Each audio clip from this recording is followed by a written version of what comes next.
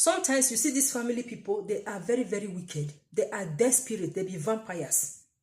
Not be all family. Not be you go carry put for head. Not be all family you go carry along. Anything when you do, you go carry them along. Get secrets for yourself.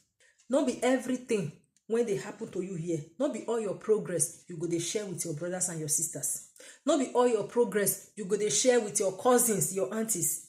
Sometimes there must be that bad person in that your family. You dey share your good news with them. You know their hearts. Now when you dey Nigeria, when they eat food together, now you fit deny something for your brother. You go say, no, I know what my brother fit do. This kind of thing, you know fit do.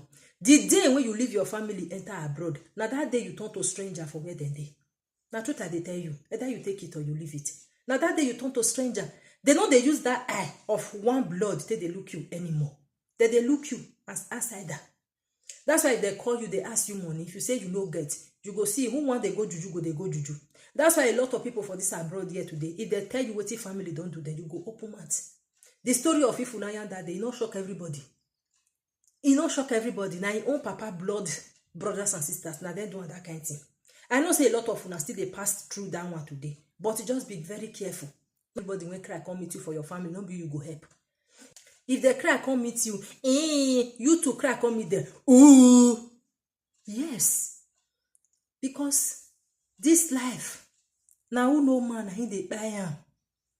Too much of giving leads to poverty, most especially for those of you who live in abroad. You there for abroad for the past 20 years. You don't get any good thing when you don't do for yourself. Always, my family, my family. Your sister children, are you they train them? You never eat, they go call you. You go they run pardon. You go borrow money, send for them. For how long? Focus on yourself. God forbid bad thing, anything happen to you today. Or mistakenly, they deport you, go down Nigeria today. You go Nigeria with empty-handed. Now they go mock you. Now that your family, now they go fair laugh you. Don't be all family that they carry along.